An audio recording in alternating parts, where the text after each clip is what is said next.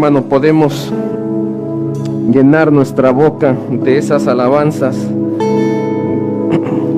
que fluyen desde el interior de nuestro corazón y podemos exaltarlo y podemos bendecirlo.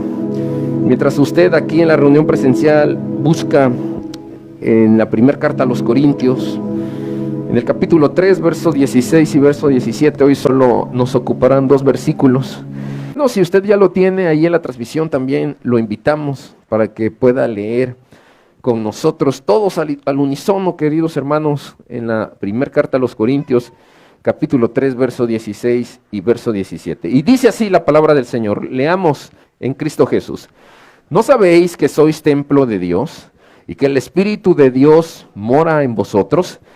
Si alguno destruyere el templo de Dios, Dios le destruirá a él, porque el templo de Dios, el cual sois vosotros, santo es. Padre, te damos la alabanza. Hoy hemos sido conducidos y nuestro corazón se ha preparado para recibir el alimento que viene directamente de ti.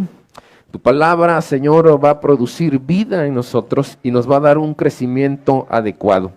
Hoy te ruego que podamos estar atentos, que quites toda distracción, que podamos hoy rendir nuestro corazón a ti y que la palabra que tú nos vas a hablar pueda ser de gran edificación y podamos salir renovados este día. Te pido por aquellos que están pasando por alguna necesidad, aquellos que están enfrentando alguna enfermedad o aquellos que, aunque han venido el día de hoy a la reunión, están, Señor, con alguna situación que no les permite adorar con esa libertad. En el nombre de Jesús haya hoy libertad, haya hoy sanidad y haya, Señor, el día de hoy bendición en nuestro corazón. Gracias te damos. Amén, Señor, y amén. Ocupe su lugar, por favor, si es tan amable. Llevamos ya varias semanas estudiando esta primera carta de los Corintios y estamos detenidos en este capítulo número 3, en el que ya hemos tenido algunas exposiciones y hemos, con la gracia de Dios, ido avanzando en el estudio sistemático de esta epístola que Pablo le envía a los Corintios. Y el día de hoy estaremos hablando acerca del templo de Dios. Nos vamos a detener un momento en estos 2 versículos solamente, para que podamos ir conociendo algunas verdades que son fundamentales y verdades que seguramente nos ayudarán a cambiar nuestra manera de ver algunas cosas. Si bien lo que ya hemos escuchado hasta este tiempo es que la iglesia es un edificio y este es un lenguaje meramente simbólico. No está diciendo Pablo de forma literal que nosotros somos un edificio como los templos que conocemos, sino que más bien Pablo dice que la iglesia son todos los que han sido salvos, los que han alcanzado la redención, los que han sido regenerados. Así que el templo de Dios es más que un lugar de 4 paredes. A veces el concepto nos lleva a pensar inmediatamente en el edificio, en las sillas, en el mobiliario, pero el templo es un lugar que va más allá de estas 4 paredes. Yo creo que el templo nos ha ayudado, pero también el templo nos ha hecho daño porque hay algunos lugares que giran en torno al templocentrismo y su vida ha sido fundada en el templo y todas las cosas que ocurren en el templo son más importantes y todo lo que se hace está determinado por el templo y nos hemos olvidado de ser cristocéntricos, bibliocéntricos y todo lo que tiene que ver con la vida espiritual tiene entonces una relación con el templo. Si bien el templo es un lugar que debe ser tomado no en poco, sino un lugar de reverencia, un lugar de santidad, pero no estamos limitados a un espacio geográfico determinado. Pensar esto es limitar a Dios, Pues Dios está en cualquier lugar. Dios está en esta reunión y hoy alrededor del mundo hay muchas reuniones más y Dios está también en estas reuniones.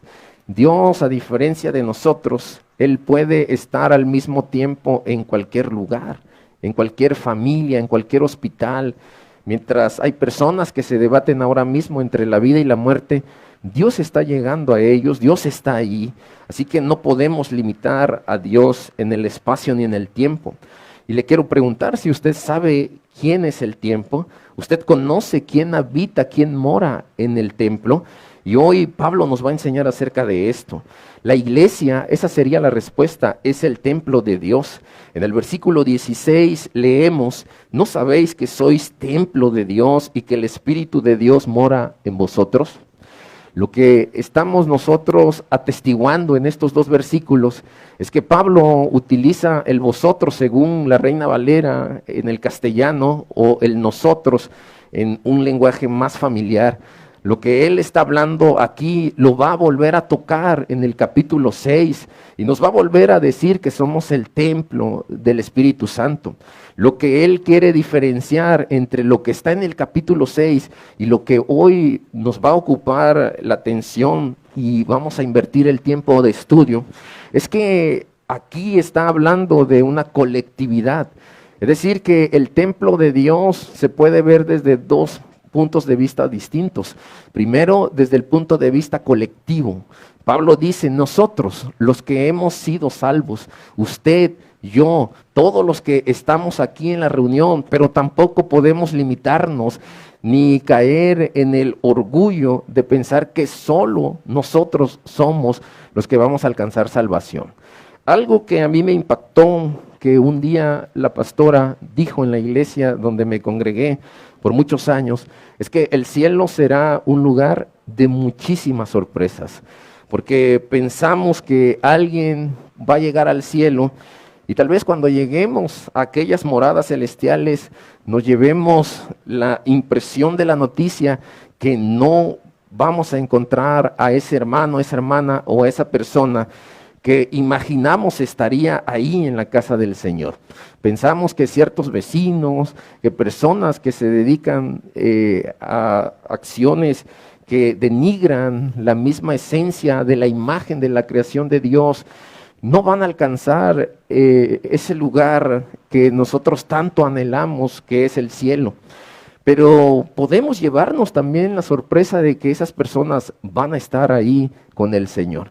Así que desde ahora usted piense en esto, que el cielo será un lugar de muchísimas sorpresas. Así que aquellas personas que puedan llegar así como que al final ellos pueden alcanzar y los que estuvieron ahí por mucho tiempo se puedan quedar fuera de esta bendita obra y de este bendito regalo que Dios nos ha dado. Así que la palabra templo se refiere a la parte del tabernáculo conocida como el lugar santo. Usted tendría que ir un poco atrás de la historia para recordar por lo menos dos templos importantes que la Biblia registra.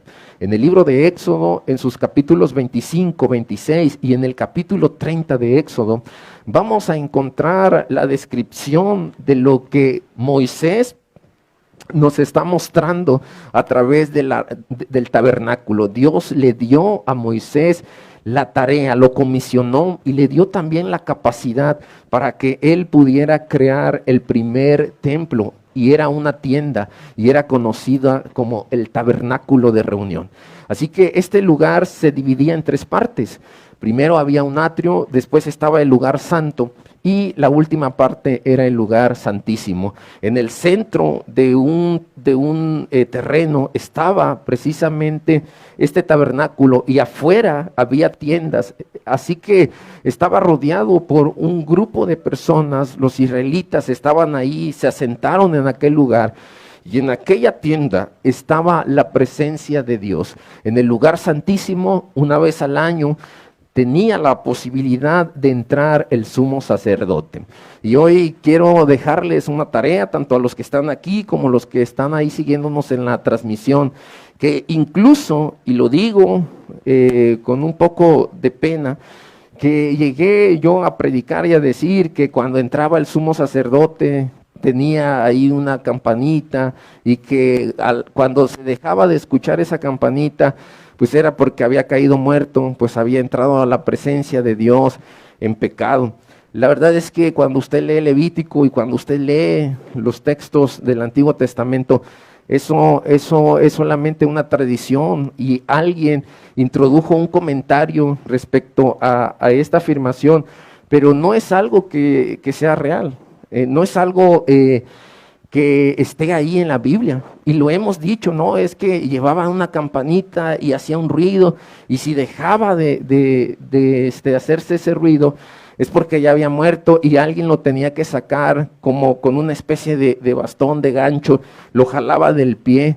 Y si usted va a la Biblia, no va a encontrar eso. Y aun cuando en este año tenemos esa dichosa tarea de poder leer la palabra del Señor, lo desafío que a lo largo de este tiempo de estudio bíblico usted pueda verificar esta verdad que hoy comparto en esta reunión.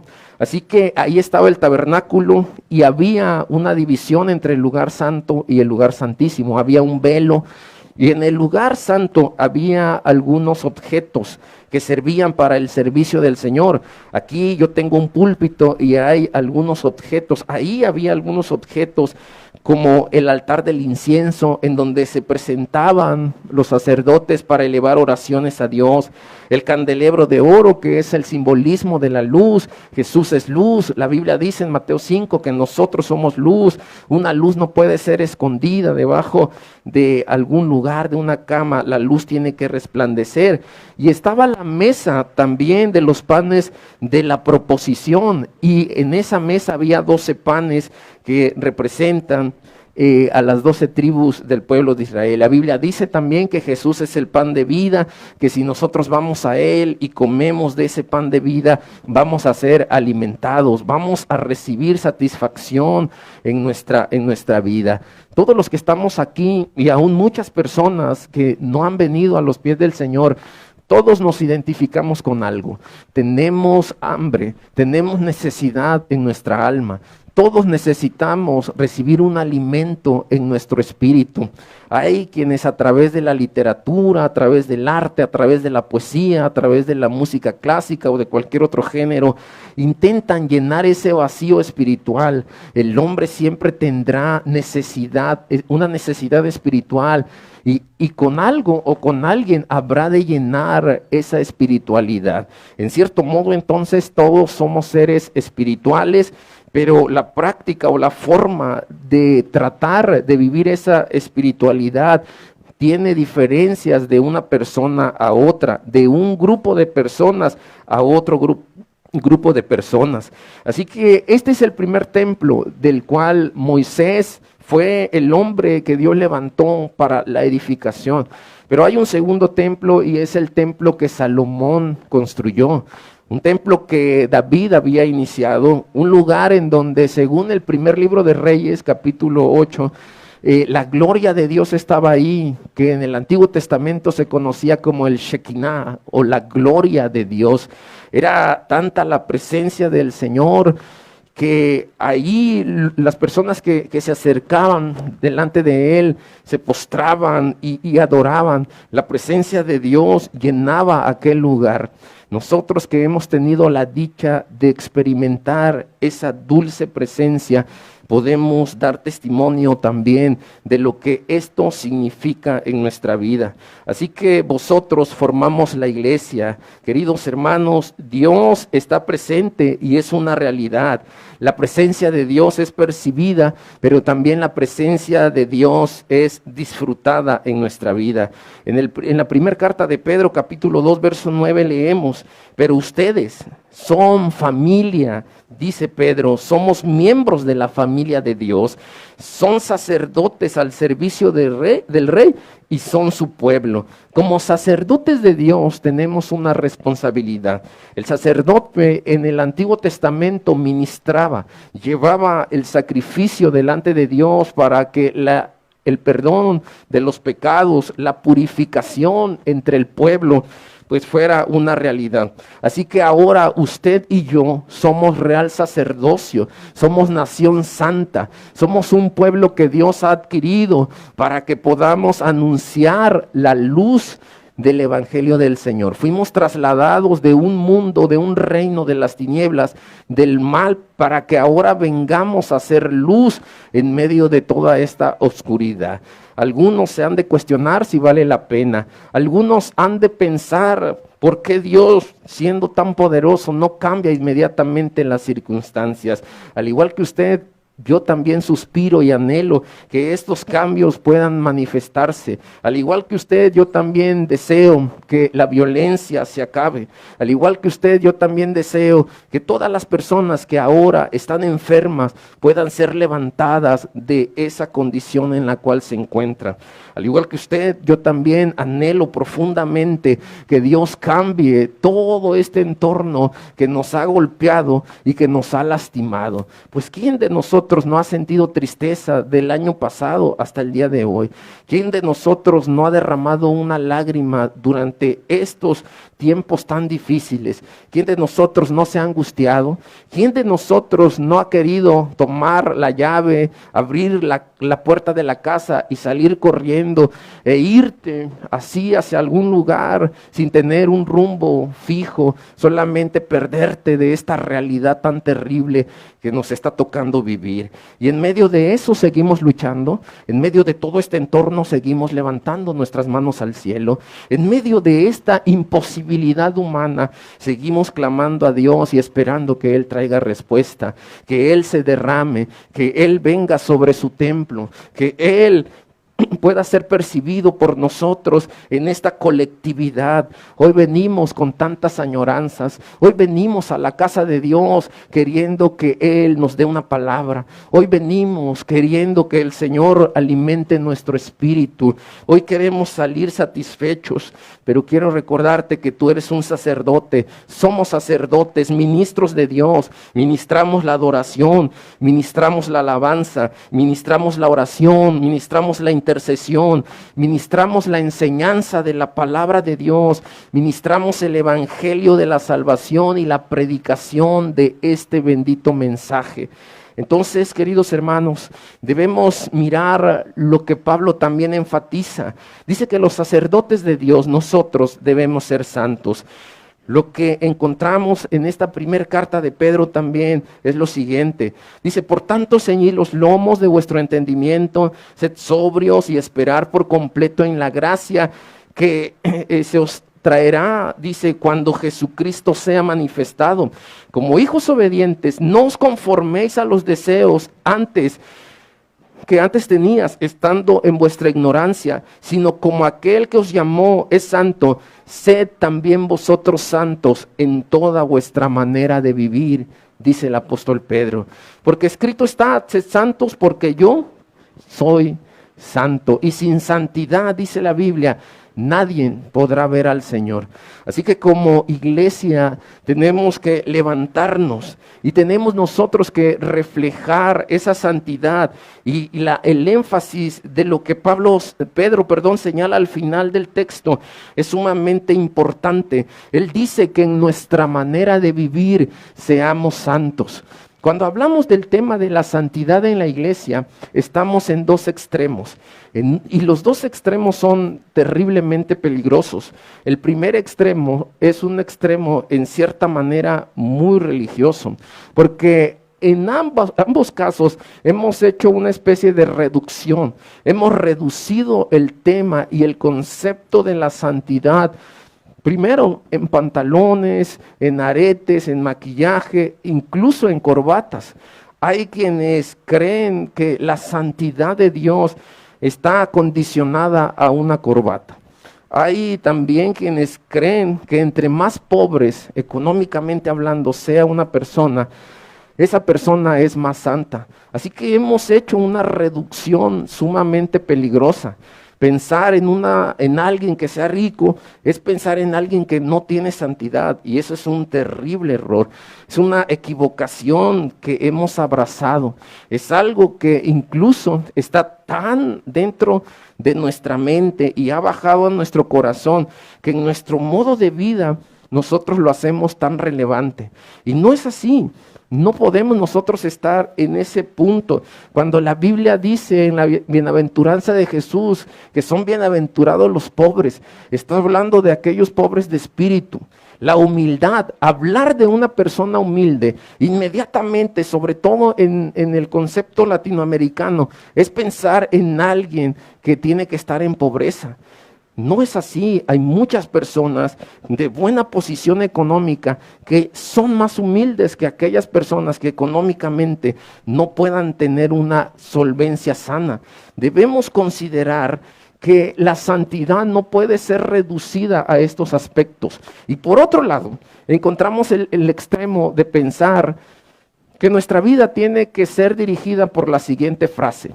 Sé que muchos de ustedes la conocen, quizá la han dicho e incluso la han practicado.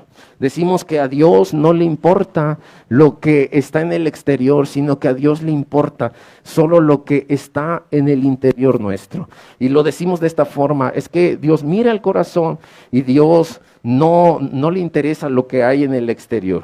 Eso también es un peligro. Eso también es una reducción de lo que en realidad la santidad representa. Porque si bien es cierto que la Biblia dice que Dios mira el corazón, que Dios conoce el corazón, que a Dios le importa el corazón, esa verdad es indiscutible. Pero lo que en el corazón se produce, la regeneración que hay en el corazón, se va a mostrar en el exterior. Así que el cambio interno se va a reflejar fuera. No podemos limitarnos entonces a pensar que Dios mira el corazón y lo que hay aquí en el corazón y lo que Dios está mirando en el corazón. Yo puedo exteriormente hacer lo que quiera y exteriorizar cualquier cosa. No, no es así, porque esto también es una reducción, como lo venimos diciendo, del concepto de la santidad en nuestra vida. Levítico está lleno de todo esto. Levítico habla demasiado acerca del tema de la santidad. Entonces, la santidad a través de los ojos de Dios y de la palabra, que es lo que a nosotros nos interesa, es marcar la diferencia.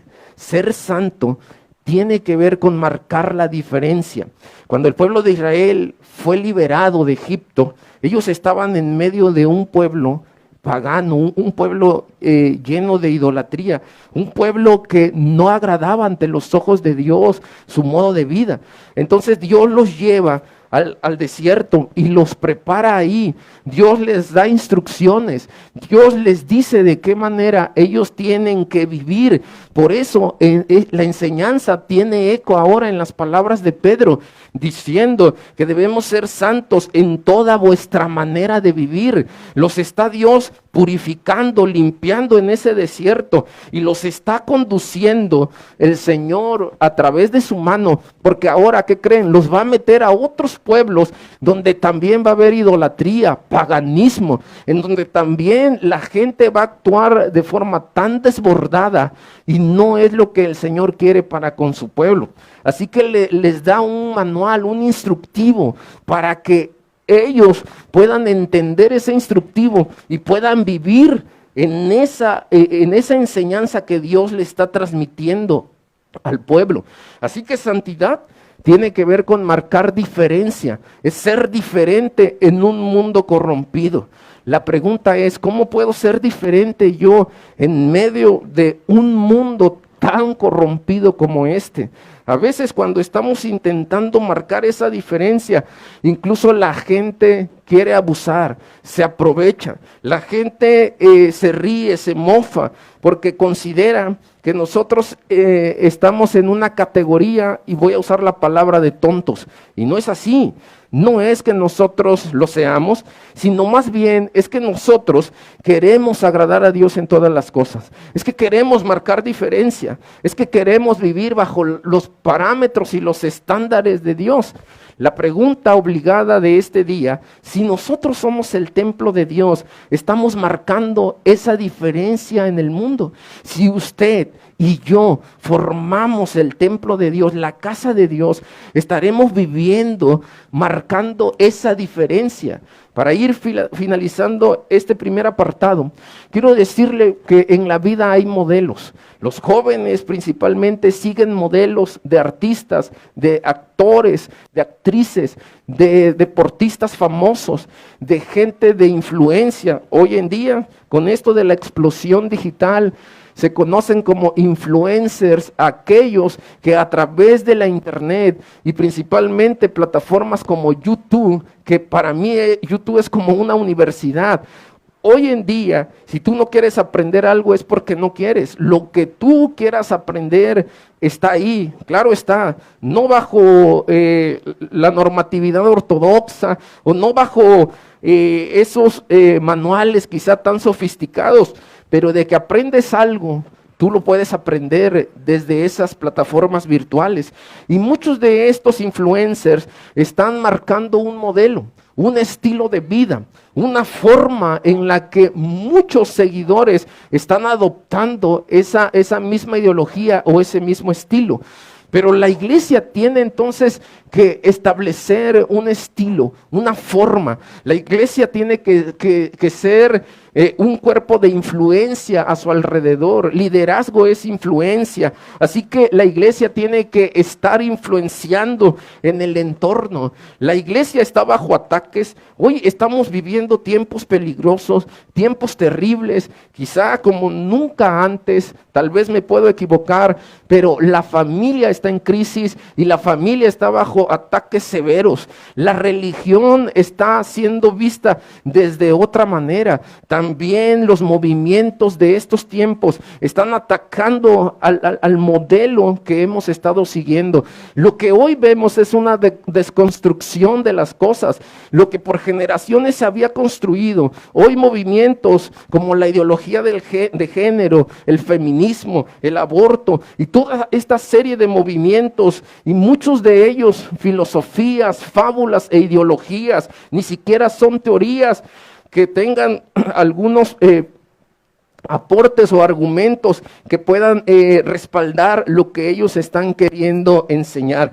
Todo esto está viniendo a debilitar la fe de la gente. Todo esto está golpeando las estructuras principales. El objeto de ataque de todas estas ideologías está en 4 puntos principales.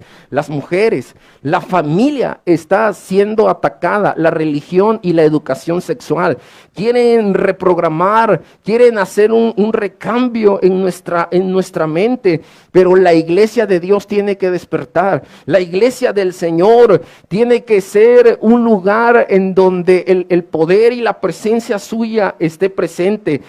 Porque lo que vemos en el verso 17 es que el templo de Dios no puede ser un lugar profanado. Si alguno, dice el texto, destruyera el templo de Dios, Dios le va a destruir a él, porque el templo de Dios, el cual sois vosotros, es un lugar santo. Hemos hablado de los sacerdotes, entonces ahora hablamos de que los cuerpos de Dios, el cuerpo de Dios debe estar en ese sacrificio vivo. Pablo nos advierte a través de Gálatas que si nos mordemos, que si nos comemos unos a otros, tengamos cuidado de no consumirnos. Gálatas capítulo 5, verso 15. Él no está evadiendo la situación de que en la iglesia hay problemas. Él no está dejando a un lado el tema de que en la iglesia la gente se va a morder, se va a comer. Pero él sí dice, tengan cuidado de no destruirse, tengan cuidado de este tipo de prácticas. Su lenguaje, su afirmación, no es que él quiera que estas cosas estén pasando en la iglesia. Y recuerde que en la iglesia de los Corintios había una división, había falta de unidad. Y por esa razón él les llama para que hablen una misma cosa. Él les dice, tienen que tener acuerdos.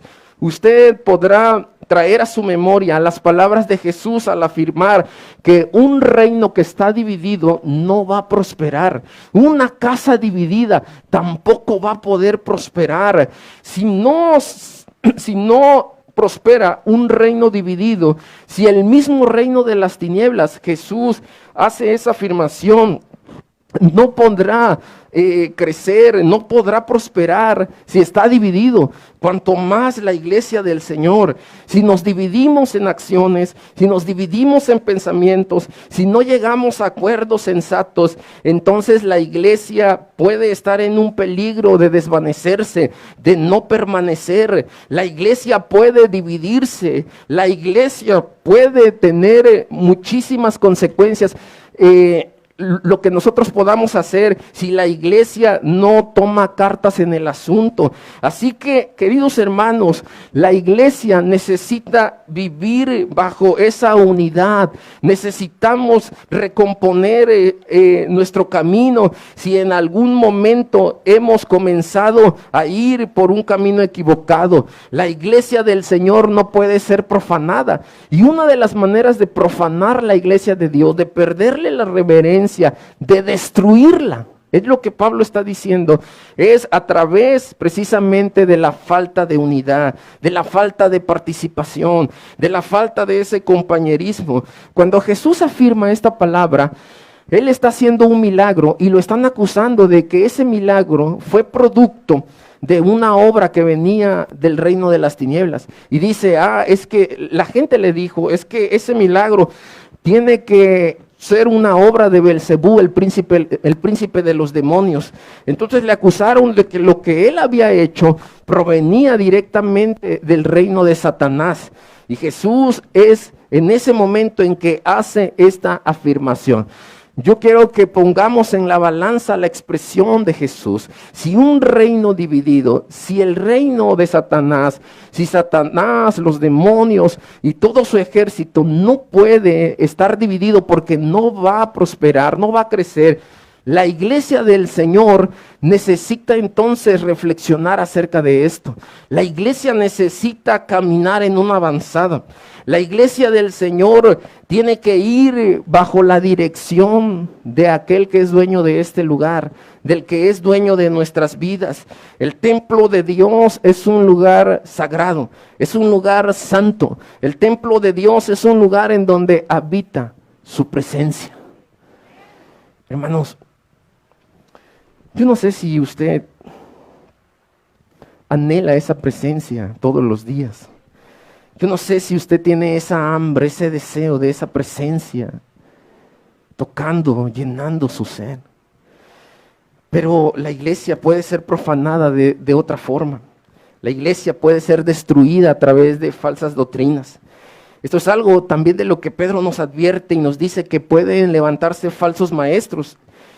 Segunda de Pedro 2:2 y verso 3 dice, y muchos seguirán sus disoluciones, por causa de los cuales el camino de la verdad será blasfemado, y por avaricia harán mercadería de vosotros con palabras fingidas. Sobre los tales ya de largo tiempo la condenación no se tarda, y su perdición no se duerme. Por lo menos Pedro nos menciona dos clases de personas que usted va a encontrar en la iglesia. Usted va a encontrar entre los líderes, entre los predicadores, entre los pastores y maestros, entre la gente que practica religión, encontrará individuos que vengan a dividir, que vengan a causar lo que en palabras de Pedro es disoluciones, con un espíritu de división contrario a lo que el Espíritu hace, que es unificarnos, y esa unidad se da mediante el amor que tenemos los unos por los otros.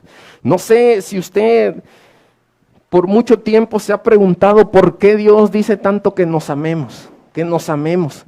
Y como leemos a veces en las redes sociales que hay personas que nos complican demasiado esta tarea de amarnos.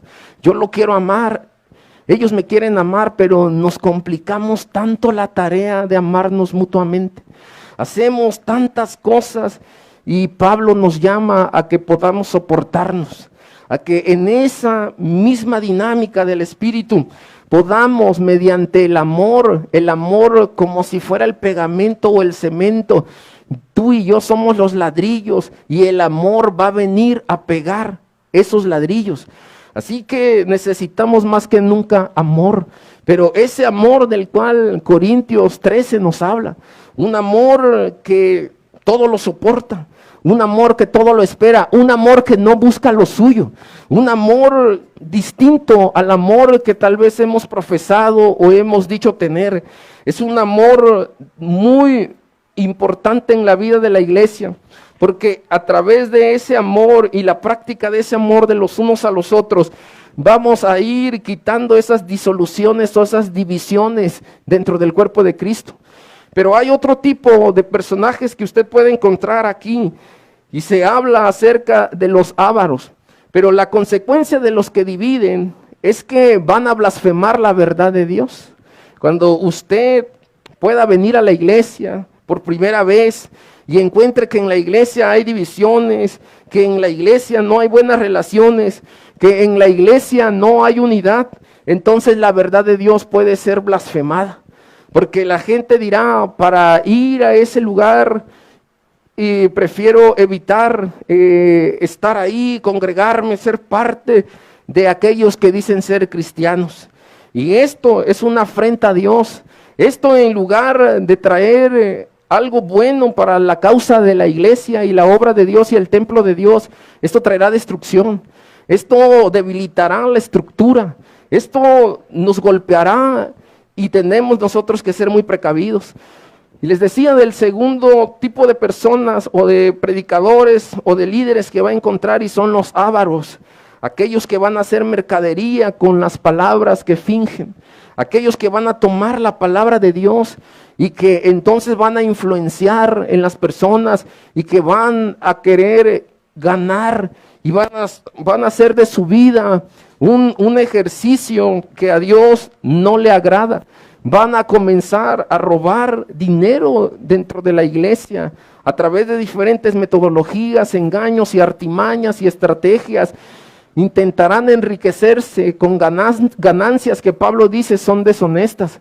Así que el que ocupe un lugar en la iglesia para servir o liderar, tiene que tener cuidado de no ser una persona avara. Alguien que no se quiera enriquecer de manera ilícita. Alguien que no haga de la fe y del evangelio una mercadería. Alguien que no venga con palabras fingidas, sino que hable la palabra de Dios. Pero hay algo para estas dos clases de personas. El texto dice que serán condenados y que la condenación no va a tardar. Y que ellos también van a recibir una perdición. Porque el Dios que tiene control de la iglesia no está dormido. Tenga cuidado entonces, porque usted que viene con buena voluntad y buena fe buscando a Dios, pudiera encontrar a este tipo de personajes que dividen, pero personajes también que se quieren enriquecer a través de la fe y a través de la obra de Dios. De entrada quiero decir que somos ricos ya, que tenemos riquezas espirituales, que hemos sido insertados según Efesios 1, 4 y 5 al cuerpo de Cristo y que por eso ahora somos parte de este templo, que somos ricos porque tenemos santidad, que somos ricos porque tenemos dones espirituales, que somos ricos porque tenemos la presencia de Dios en nosotros, que somos ricos porque el Espíritu Santo está habitando aquí, en esta persona de carne y hueso, en esta persona frágil, en esta persona débil, en esta persona que se equivoca una y otra vez, en esta persona que tiene pensamientos inapropiados, en esta persona, en la persona de su vida, que en ocasiones se llega a disgustar con alguien en su casa, en esta persona que tiene tantas inseguridades, en esta persona que necesita tantos cambios en su vida y ser transformados día a día a la imagen de Jesucristo, de Dios, quien nos ha formado del polvo de la tierra. Esta persona que ha fallado una y otra vez, pero que la gracia de Dios ha sido más fuerte, que le ha levantado una y otra vez. Esta persona que se ha caído más de 10 veces, pero que el Señor le ha levantado en esas 10 ocasiones y aún hay una nueva oportunidad cada mañana. Esta persona frágil, este vaso que el Señor ha usado y que es un vaso vaso de barro. Por eso Pablo le dice a los corintios también que esas riquezas espirituales han sido colocadas en vasos de barro. Usted y yo somos esos vasos de barro. Fuimos tomados del polvo de la tierra y ahí las riquezas incomparables de Dios han sido manifestadas. Somos ricos espiritualmente. Tenemos una riqueza gloriosa que viene del Señor mismo hacia nosotros. Qué rico eres cuando tú bendices a alguien. Qué rico eres cuando sirves a alguien. Y aquel dicho popular que el que no vive para servir no sirve para vivir. Qué ricos somos cuando generosamente ayudamos a nuestros padres. Porque la honra a nuestros padres también tiene que ver con lo que damos a ellos en lo material. Cuando respetamos la autoridad de nuestros padres, aun cuando ya seamos personas mayores, casados, con hijos, incluso pastores. Porque cuando voy a casa sigo siendo hijo. Honrar, bendecir. ¿Cuánta riqueza hay en eso? ¿Cuánta riqueza hay en los valores que hemos perdido? Somos ricos en el Señor. Nos hemos enriquecido en Él. Y que el templo de Dios no sea profanado ni destruido. Finalmente, el verso 17 dice que Dios juzgará a quienes profanen su templo. Y es el mismo eco de las palabras del apóstol Pedro al decir que vendrá perdición y condenación sobre esta clase de personas. Habrá sobre ellos los que se levanten para dividir, para destruir. Habrá una condenación. La Biblia dice que en el Antiguo Testamento, las personas que hacían algo en contra del templo de Dios, ellos tenían que pagar la violación o el agravio del santuario a través de dos formas por lo menos. Según Levítico 15:31 dice que ellos tenían que morir. Si este tipo de personas hacían algo inapropiado en la iglesia, en el templo, en el pasado, ellos tenían que pagar con su propia vida, ellos tenían que morir. Y lo dije al principio de la exposición. Si entraban los sacerdotes a ministrar en el lugar santísimo de la presencia de Dios, ellos morían ahí. Pero otra de las formas en cómo tenían que pagar era a través de la separación, según Números 19:20. La pregunta obligada de esta tarde es, ¿cuánto tendríamos nosotros entonces que pagar? ¿O cuál sería el castigo para nosotros que dañemos la iglesia de Dios? ¿Qué haríamos para dañar la iglesia de Dios? Oiga, haríamos muchísimas cosas. Muchas cosas haríamos. Hermano, no debemos olvidar una ley importante que Pablo nos recuerda, que lo que el hombre sembrare, eso también cosechará. Y esta es la esencia del mensaje de lo que Dios nos quiere decir hoy. Yo como pastor y muchos otros pastores, a veces hemos dañado vidas y no es lo que queremos hacer. Los hemos tocado para bendición, pero también de forma imprudente o inconsciente. Maestros, pastores, predicadores, sacerdotes religiosos han dañado vidas.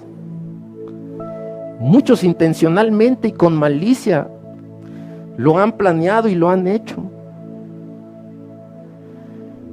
Pero no solo queda en el plano del pastor o del cuerpo de líderes quien también ha dañado o ha lastimado o ha tocado corazones no para bendición, sino que los ha tocado y los ha lastimado. El texto no precisa cuál va a ser el castigo. No dice aquí qué va a traer el Señor. No dice que va a mandar una bola de fuego y los va a quemar. No dice que les va a caer un rayo o un árbol encima. No dice nada de eso. El texto solo se limita a decir que serán destruidos, que no será pasado esto por alto, que los que hagan tal cosa y destruyan y dañen y profanen la casa de Dios, el templo de Dios, van a recibir un castigo. ¿Cuál? No lo sé. No puedo inventarlo tampoco. Lo puedo imaginar, lo puedo percibir quizá, lo puedo deducir de otras formas de castigo que Dios ha mostrado. No es lo que Dios quiere, no es lo que Dios busca, no es lo que Dios quiere manifestar. Pero toda acción habrá de tener una consecuencia, sea buena o sea mala. Es un principio, es una ley. Y las leyes están ahí, las leyes operan.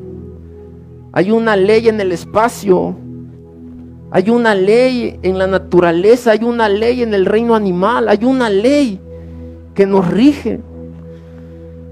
Por una ley podemos respirar.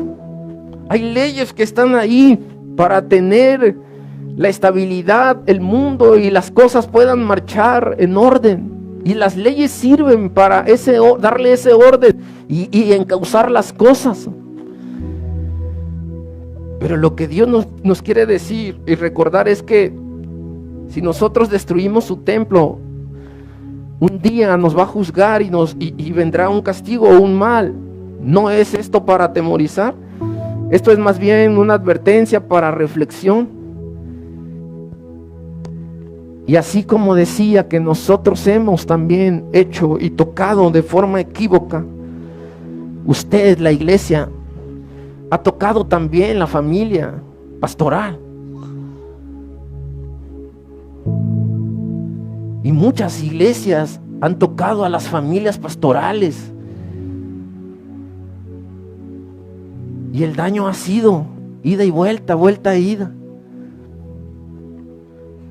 Y eso no queda ahí. Usted, siendo la iglesia, teniendo que vivir en santidad, ha tocado a los que están aquí como sus hermanos.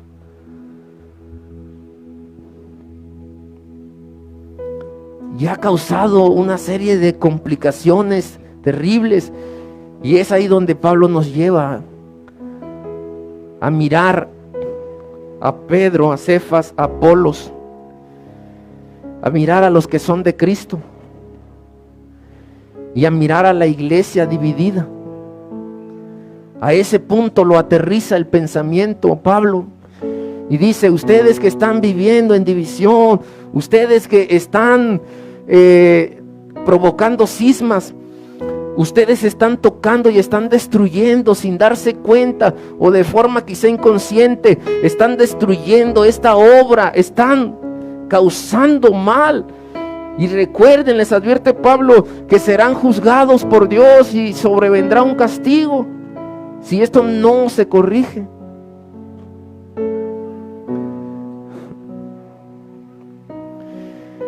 Y vaya ahí rápido a la primera carta de Corintios 13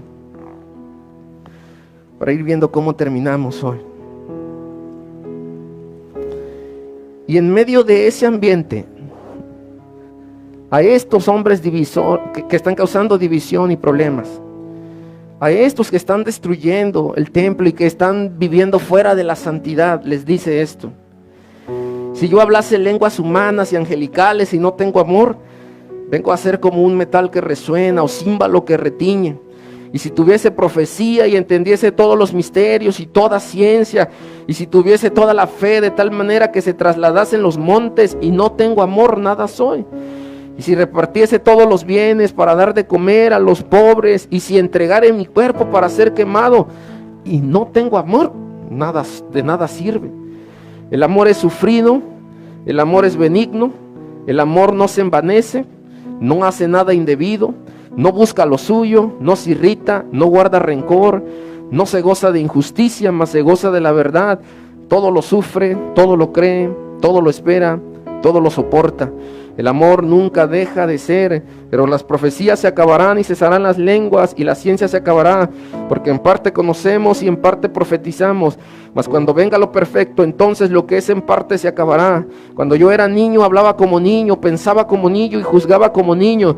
Mas cuando ya fui hombre, dejé lo que era de niño. Ahora vemos por espejo oscuramente, mas entonces veremos cara a cara. Ahora conozco en parte, pero entonces conoceré como si fuera conocido. Y ahora permanecen la fe, la esperanza y el amor, pero de estas tres, la mayor de ellas es el amor. y utilizamos este pasaje en las bodas o para enamorar a la pareja. Y en el contexto de Pablo es cuando el pleito está, miren, fuerte. Aquellos que decían que eran de Cristo estaban en un error, porque no estaban ellos teniendo una autoridad. Ellos que decían ser de Cristo no respetaban ni la autoridad de Pablo, ni de Cefas, ni de Apolos. Estaban igualmente de mal que aquellos que decían que eran de Cefas y aquellos que decían que eran de Apolos. Estos tres grupos estaban causando este terrible daño, y a ellos, a los que están peleados, Pablo les da esta descripción, y está no hablando acerca del amor en palabras ideológicas. Ni siquiera esto es una conceptualización. Lo que Pablo está aquí mostrando es las características del amor, que tiene que ver con una acción. Pudiéramos predicar, enseñar, levantar las manos, venir todos los domingos a la iglesia, pero lo que aquí Pablo dice es que necesitamos edificar piedra con piedra, ladrillo con ladrillo, a través de la mezcla del amor. Pablo dice que este es el templo del Espíritu Santo, que en él habita la presencia del Espíritu Santo. Nadie debe tener un alto concepto del que debe tener, ni nadie debe tener un concepto por debajo. Nadie debe creer que Dios le ha abandonado. Nadie debe perder de vista lo que Dios le ha hablado a través de su palabra. Nadie, ninguno de nosotros debe sentirse por debajo de lo que realmente representa. Nadie de usted debe dejar que la condición en la cual se encuentra ahora mismo lo derrote o lo venza. Usted se puede levantar en el poder del Señor, porque el Espíritu Santo habita en su vida. Es una riqueza maravillosa. Quien está en usted no es cualquier persona, es el creador del universo. Quien vive en nosotros es el Señor, queridos hermanos. Y el que tiene la experiencia del Señor, el que sabe y ha conocido la delicia de la presencia del Espíritu Santo, quien sabe quién es Dios en su vida, puede dar el todo por el todo, puede entregar todo. Pablo sabía quién era ese Dios. Dejó sus títulos académicos, dejó su comodidad, dejó sus riquezas. Es por eso que se levantan misioneros y hombres evangelistas y son llamados a otras ciudades, a otros países en donde el mundo islámico es tan fuerte y son perseguidos, pero se levantan porque saben que en ellos está la presencia de Dios y un poder maravilloso está operando en sus vidas. Es Él quien nos levanta cada mañana, es Él quien no nos ha olvidado, es Él quien está ahí al pendiente de nuestras necesidades, es Él quien viene para mostrarnos y decirnos que las cosas valen la pena en Él, que las cosas tienen sentido en Él. Es Él quien viene para afirmarnos en la verdad de Dios. Es Él y solamente Él.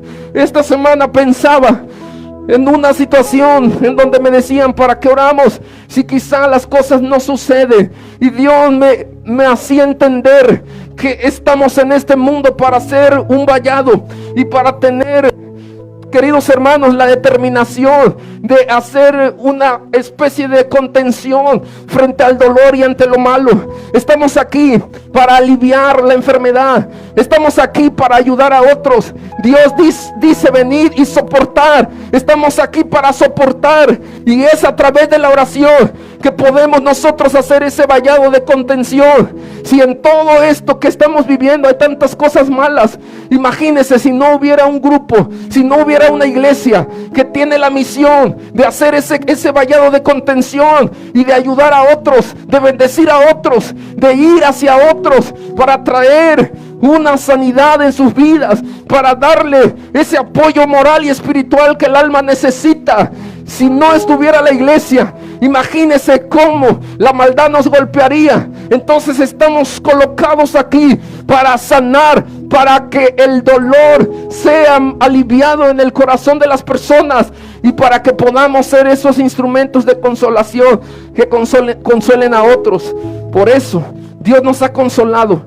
Por eso Dios permite que pasemos a veces tragedias. Por eso a veces Dios permite el sufrimiento en nosotros, porque Él vendrá con el Paracleto, con el Consolador. Él vendrá para consolar al afligido, y tú te habrás de levantar para consolar a otros también. Habremos de dar consuelo a los que necesitan consuelo.